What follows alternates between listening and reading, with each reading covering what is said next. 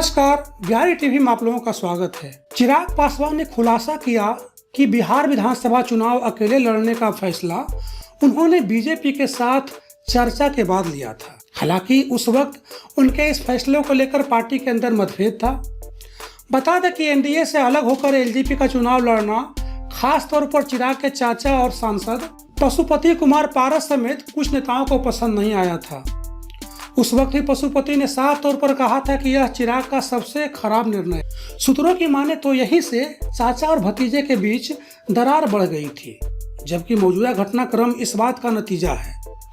वैसे चिराग पासवान ने कहा कि बीजेपी के साथ मैंने बैठक में साफ कर दिया था कि अगर आने वाले सरकार में एलजेपी के एजेंडे को कोई तरजीह नहीं मिलेगी तो गठबंधन में बने रहने का कोई सवाल ही नहीं है। इसके साथ ही उन्होंने कहा कि वह एनडीए के साथ 2014 से थे और तब जदयू का कुछ अता पता भी नहीं था। यही नहीं, हम बीजेपी के खिलाफ सिर्फ 6 सीट पर चुनाव लड़े थे, लेकिन जेडीयू के खिलाफ पूरा दम लगाया था।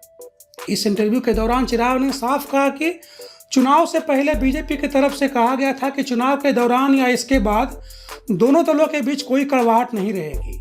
वहीं उन्होंने कहा था कि उनका भरोसा बीजेपी पर है, नीतीश कुमार पर नहीं। इस तरह चिराग ने एक बार फिर कहा है कि उन्होंने भाजपा से चर्चा करने के बाद विधानसभा चुनाव अकेले लड़ने का फैसला किया था।